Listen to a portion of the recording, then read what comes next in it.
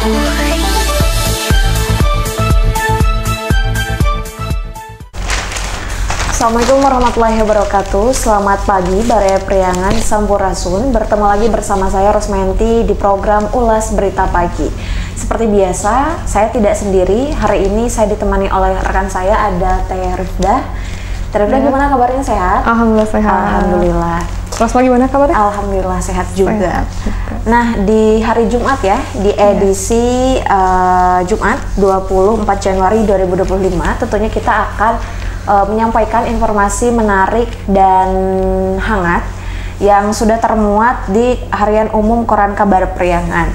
Dan tanpa berlama-lama ya, Terida, kita langsung saja.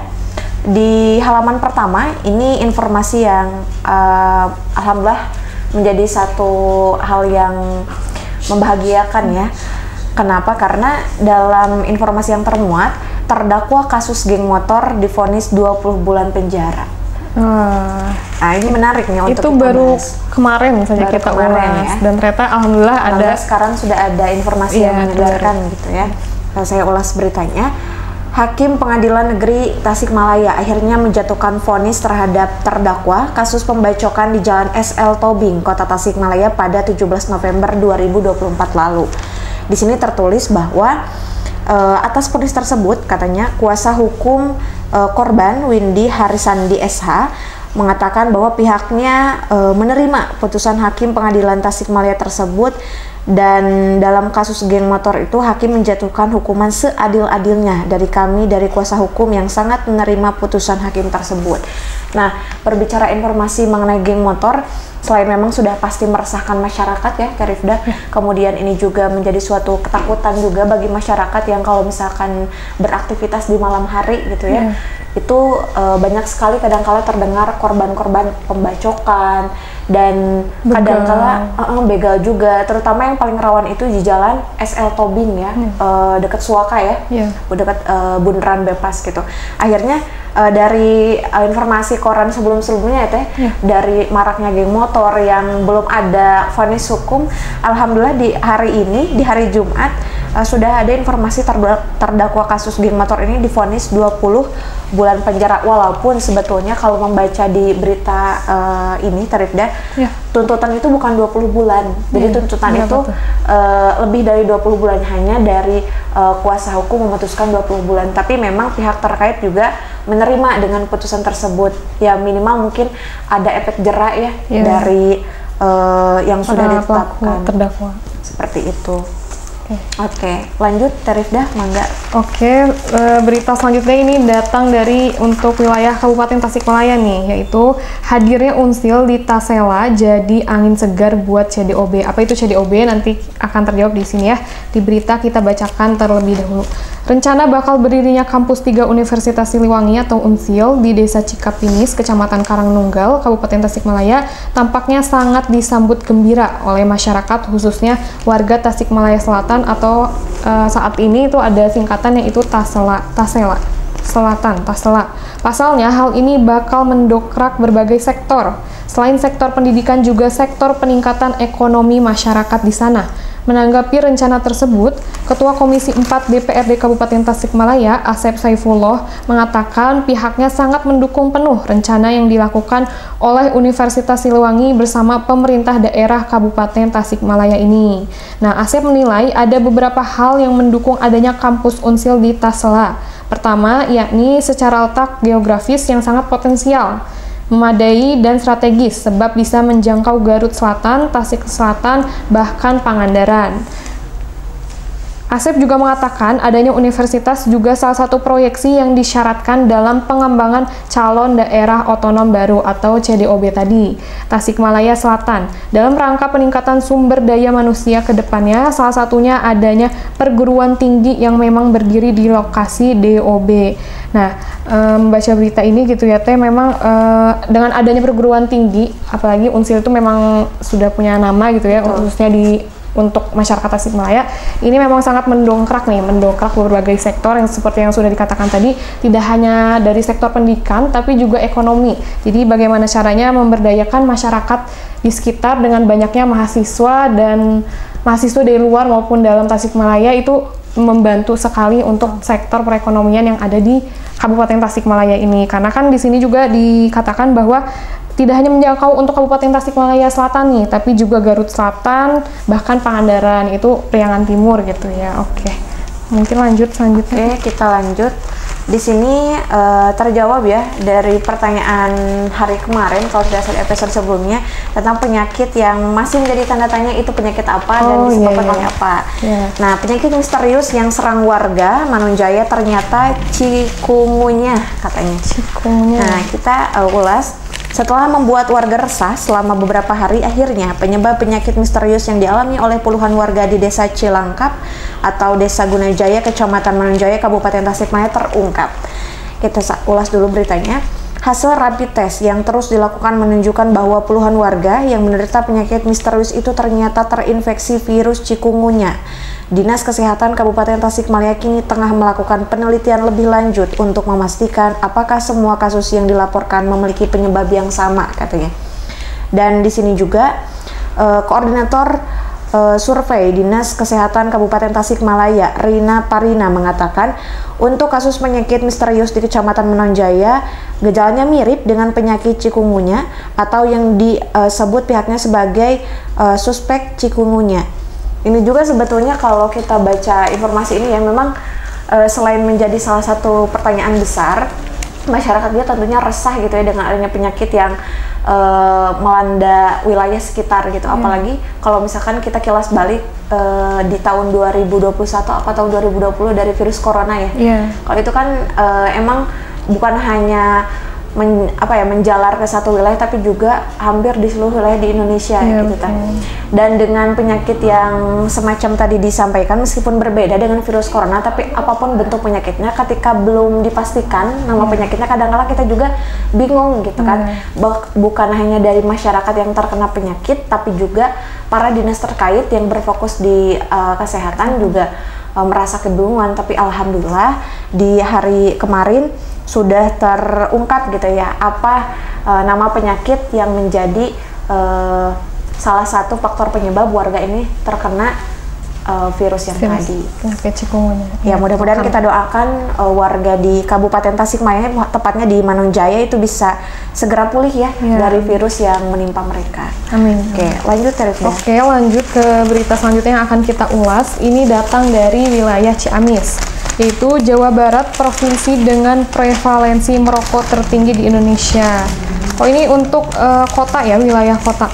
Upaya memperkuat implementasi kawasan tanpa rokok, pemerintah Kabupaten Ciamis menggelar pertemuan peningkatan kapasitas Satuan Tugas atau Satgas KTR tingkat kabupaten sekaligus pelantikan personil Satgas KTR Kabupaten Ciamis di Aula Dinas Kesehatan Ciamis, Kecamatan Ciamis pada Kamis 23 Januari 2025. Sekda Endang Firman mengungkapkan keprihatinannya terhadap tingginya prevalensi merokok di Jawa Barat. Nah, sebelum lanjut, mungkin kita perlu ketahui dulu ya, apa itu definisi prevalensi. Mengutip dari salah satu sumber gitu ya, prevalensi ini merupakan jumlah kasus penyakit dalam suatu populasi. Berarti kalau dikaitkan dengan berita ini, berarti kasus yang menjangkit di Jawa Barat ya. Kasus penyakit yang menjangkit di Jawa Barat. Nah, kemudian menurut Riskesdas 2018, Jawa Barat adalah provinsi dengan prevalensi merokok tertinggi di Indonesia, yakni mencapai 32%, di atas rata-rata nasional sebesar 28,9%. Sebanyak 75,8% penduduk terpapar asap rokok di dalam ruangan, ditambah iklan dan promosi rokok yang masih marak menambah tantangan besar ini. Ucapnya, Endang menyebutkan sebagai wujud komitmennya, Pemkab Ciamis telah menetapkan Peraturan Daerah Nomor 4 Tahun 2021 tentang kawasan tanpa rokok dan Peraturan Bupati Nomor 47 Tahun 2023 sebagai pedoman pelaksanaan. Pada awal 2025, Pemkab juga mengeluarkan Surat Edaran Nomor 47124 Dinkes 525 yang mengatur implementasi KTR di 7 lokasi strategis seperti fasilitas kesehatan, tempat belajar, tempat bermain anak, tempat ibadah, angkutan umum, tempat kerja, dan tempat umum. Nah, berdasarkan berita ini atau informasi ini sangat menggembirakan ya. Betul. Sangat menggembirakan bagi kita khususnya perokok pasif nih, karena seperti kita ketahui bahwa rokok itu memang asapnya itu sangat berbahaya ya Teh. Mengutip dari salah satu dokter gitu, dokter jantung, memang asap rokok ini mengandung ribuan racun yang memang bahaya, dapat menyebabkan bahkan sesak pernafasan, bahkan yang paling parah itu bisa kematian gitu ya Teh. Jadi memang dengan adanya ditetapkan UU bagi undang-undang bagi para perokok ini sangat tindakan program yang sangat bagus ya Teh, sangat baik untuk Indonesia ke depannya gitu. Tidak hanya di suatu daerah tapi Indonesia ke depannya. Apalagi lebih bahaya bagi mereka yang perokok pasif ya, yang tidak merokok gitu, dari asap yang dihasilkan oleh para perokok aktif gitu. Lebih membahayakan sekali. Oke, kita lanjut Rifda. Di sini ada informasi berita dari wilayah Garut Sumedang. Implementasi kebijakan Presiden Prabowo, Pemkab bahas efisiensi anggaran katanya. Saya ulas beritanya. Polres Garut menggelar acara launching penanaman jagung serentak 1 juta hektar yang dilaksanakan di Jalan Ibrahim dan di Desa Pasawahan, Kecamatan Torgong Kaler. Kegiatan ini merupakan bentuk nyata dukungan Polres Garut terhadap program Swembada Pangan Nasional yang menjadi salah satu dari Asia Cita Presiden RI Prabowo Subianto. Nah, di sini juga disampaikan bahwa pertemuan tersebut katanya berlangsung di ruang rapat Cakra Buana Kamis 23 Januari 2025. Rapim ini membahas berbagai kebijakan yang dikeluarkan Presiden RI Prabowo Subianto terkait efisiensi anggaran termasuk implementasinya di tingkat daerah. Dan di sini juga disampaikan bahwa salah satu kebijakan Presiden yang ditetapkan adalah penghematan anggaran dalam sejumlah aspek seperti perjalanan dinas, studi banding, dan kegiatan seremonial yang tidak dianggap terlalu mendesak. Ia juga menyampaikan bahwa telah diterbitkan instruksi Presiden nomor 1 tahun 2025 tentang efisiensi belanja dalam pelaksanaan APBN dan APBD tahun anggaran 2025. Nah, berbicara mengenai anggaran selalu tidak terlepas dari sensitivitas ya Teh. Apalagi ini Pemkab membahas soal efisiensi anggaran, betul. Dan saya juga sebagai masyarakat di sini punya pandangan juga, betul juga tadi yang disampaikan oleh Pak Prabowo ya, Presiden kita, kalau anggaran itu harus bisa diefisiensikan gitu. Bagaimana kegiatan-kegiatan itu bisa diminimalisir, yang sekiranya memang tidak terlalu mendesak, yang tidak terlalu penting itu tidak perlu dianggarkan gitu, sehingga anggaran yang sudah ada ini bisa mungkin nantinya dialokasikan untuk kegiatan-kegiatan yang lebih urgent gitu ya. Jangan sampai yang ada di apa ya istilahnya itu dikeluarkan segitunya gitu, dalam artian yang nggak penting pun dianggarkan gitu. Yang mudah-mudahan dengan adanya pembahasan ini dari Pemkab, dari wilayah Pemkab ya, mengenai bahas efisiensi anggaran, mudah-mudahan ini menjadi salah satu evaluasi juga ya untuk bagaimana para pemangku kebijakan itu bisa menggunakan anggaran sesuai dengan yang seharusnya. Lanjut Rifda. Oke, berita selanjutnya mungkin datang dari wilayah Banjar nih, Badaya yang di Banjar, itu ornamen Imlek di kantor Kemenag Kota Banjar akhirnya dicopot. Mengapa dicopot? Kita ulas terlebih dulu. Ornamen khas perayaan Imlek seperti lampion yang dipasang di kantor Kementerian Agama Kota Banjar dan kantor Pusat Layanan Haji dan Umroh Terpadu Kemenag Kota Banjar akhirnya dicopot. Pelepasan ornamen Imlek ini dilakukan setelah menuai kecaman dan pro kontra serta adanya permintaan dari Forkopimda Kota Banjar. Menurut PJ Wali Kota Banjar, Haji Sony Harrison, pencopotan ornamen Imlek itu merupakan keputusan hasil rapat Forkopimda Kota Banjar. Ia mengatakan keputusan ini semua untuk menjaga kondusivitas Kota Banjar. Bersamaan itu, Forkopimda melakukan permohonan kepada Kemenag agar ornamen yang terpasang itu dilepas. Di sini juga dikatakan bahwa menurutnya banyak cara untuk menghormati dan menghargai ajaran di luar Islam. Apa yang dilakukan Kemenag Kota Banjar yang seolah-olah melakukan aktivitas menghargai agama lain sebetulnya itu menyakiti umat Islam dengan mengajarkan toleransi kepada kami yang selama ini tidak ada masalah dengan agama lain. Nah, betul sekali. Jadi di sini memang ada pro kontra ya Teh, antara karena memang bentuk toleransi kita itu beragam ya Teh. Nah, dengan kita membiarkan mereka merayakan Imlek juga itu sebenarnya sudah bentuk toleransi kita ya. Pandangan kami gitu ya sebagai umat Islam, cara kita toleransi itu tidak harus dengan ikut misalkan memasang ini seperti ornamen-ornamen di kantor Kementerian Agama miliknya umat Islam gitu, apalagi ini di pusat layanan haji dan umroh terpadu gitu ya Teh. Jadi memang harus disesuaikan dengan tempat yang sudah disediakan, yang semestinya digunakan gitu ya Teh. Oke, lanjut Teh. Kita lanjut. Ini berita dari Kota Tasikmalaya yang hari kemarin, khususnya di warga Kawalu itu pasti geger ya dengan kejadian ini. Geger warga Kawalu temukan jasad bayi malang di saluran irigasi. Saya ulas beritanya. Warga kampung Babakan Muncang, Kelurahan Kersamena, Kecamatan Kawalu, Kota Tasikmalaya dikagetkan dengan penemuan jasad seorang bayi berjenis kelamin perempuan di saluran irigasi Cikunten, Kampung Babakan Muncang, Kelurahan Kersamena, Kecamatan Kawalu, Kota Tasikmalaya. Di sini salah satu saksi penemu bayi mengatakan bahwa dirinya sempat mengira yang ia lihat tersebut adalah boneka di pukul 7 pagi. Saya kira itu boneka, katanya, karena penasaran, dan sekitar pukul 9 dipikir-pikir dan dilihat lagi, ternyata dari dekat itu bukan boneka, namun jasad seorang bayi. Nah, mendengar informasi dari Kota Tasikmalaya ini sangat riskan dan ngeri sekali ya Tarifdah. Seorang bayi yang tidak mempunyai dosa ditemukan di saluran irigasi, dan saya baca dari awal sampai akhir itu ditemukan dalam kondisi tanpa dibungkus apapun dan masih tertempel ari-ari.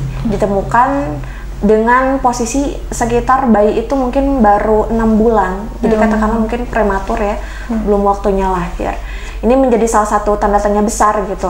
Setelah ada pelaporan dari pihak saksi ke pihak RT, kemudian pelaporan ke pihak berwajib dari Polres Tasikmalaya Kota, sedang masih dalam proses penyidikan katanya Teh. Dan saat ini kondisi si bayi tentunya memang tidak bernyawa dan diamankan di rumah sakit RSUD Dr. Soekarjo. Mudah-mudahan kasus ini bisa cepat tertangani dengan cepat ya Teh, siapa pelakunya, supaya nanti bisa terungkap apa faktor penyebab dan bisa diberikan hukuman yang seadil-adilnya. Betul. Dan ada satu berita penutup Teh. Di sini ada satu berita penutup masih dari Kota Tasikmalaya, dan ini menjadi kabar baik untuk kita semua warga Kota Tasikmalaya khususnya. Piman Diki akan melakukan proses pelantikan bertepatan dengan hari ulang tahun Gerindra ke-17 katanya. Kapan nih Pak Piman akan dilantik? Saya sampaikan informasinya. Pelantikan wali kota dan wakil wali kota terpilih Kota Tasikmalaya Firman Alfarisi dan Diki Chandra akan dimajukan pada tanggal 6 Februari 2025 nih, Baraya Priangan TV. Nggak sabar ya, kita akan menanti Pak Firman ini bisa cepat bertugas di Kota Tasikmalaya. Disampaikan juga katanya, hal ini mengacu pada kesepakatan dan persetujuan Komisi 2 DPR RI secara bersama dengan Menteri Dalam Negeri, Komisi Pemilihan Umum Republik Indonesia, dan Badan Pengawas Pemilu, Bawaslu RI dengan Dewan Kehormatan Penyelenggaraan Pemilihan Umum Republik Indonesia. Hal itu dibenarkan katanya oleh Sekretaris DPC Gerindra, Rahmat Sutarman. Persetujuan itu berlaku bagi semua gubernur dan wakil gubernur, bupati dan wakil bupati, serta wali kota dan wakil wali kota terpilih hasil pemilihan serentak nasional 2024 yang tidak ada sengketa perselisihan hasil. Dan di sini juga disampaikan katanya Ketua Komisi 2 DPRD Kota Tasikmalaya dalam rapat kerja itu sudah diusulkan oleh DPRD Provinsi Kabupaten Kota kepada Presiden RI, Menteri Dalam Negeri untuk gubernur dan wakil gubernur, bupati dan wakil bupati, serta wali kota dan wakil wali kota dilaksanakan pelantikan serentak pada 6 Februari 2025 oleh Presiden Republik Indonesia, kecuali katanya Provinsi Daerah Istimewa Yogyakarta dan Provinsi Aceh sesuai dengan peraturan perundang-undangan yang berlaku. Nah, Baraya Priangan TV, Tarifdah senang sekali ya mendengar informasi yang barusan bahwa akan ada pelantikan serentak seluruh kepala daerah ya, gubernur, wakil gubernur, bupati juga, termasuk Pak Piman nih yang ada di Kota Tasikmalaya. Sebagai warga Kota Tasikmalaya tentunya kita sangat gembira ya Tarifdah, karena akan segera menanti bagaimana Pak Piman setelah dilantik akan bertugas berkhidmat untuk Kota Tasikmalaya untuk 5 tahun ke depan. Mudah-mudahan Pak Firman bisa memberikan wajah baru ya Teh untuk Kota Tasikmalaya. Gimana ya Tarifdah sebelum kita closing dan mendengar informasi Pak Firman akan segera dilantik? Tentunya sebagai masyarakat Tasikmalaya gitu ya Teh, memang betul sekali pastinya bahagia karena kita menyimpan harapan besar ya, harapan besar kepada Pak Firman dan juga Pak Diki untuk Tasikmalaya lebih cemerlang, lebih dan kita juga berharap Pak Firman bisa amanah Amin. Dan untuk 5 tahun ke depan, dan program-program yang sudah diagendakan memang terrealisasikan dengan baik demi mensejahterakan masyarakat Tasikmalaya. Oke. Nah, mungkin Barai Priangan TV untuk ulas berita pagi hari ini mungkin itu saja.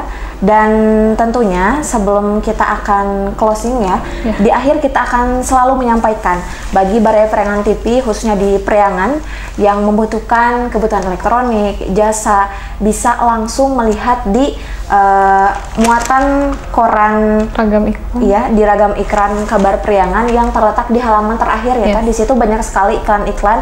Bahkan untuk Barai Priangan TV penonton setia juga bisa, kalau misalkan ingin mengiklankan ya, bisa langsung hubungi tim kami di kantor Kabar Priangan. Dan jangan lupa juga terus pantengin kanal kita, seluruh platform media sosial kita, supaya tidak ketinggalan informasi menarik dan terkini. Oke.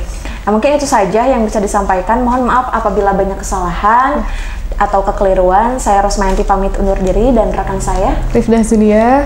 Oke, nun wa qalami wa mayasturun wallahul muwaffiq ila aqwamit thoriq. Wassalamualaikum warahmatullahi wabarakatuh.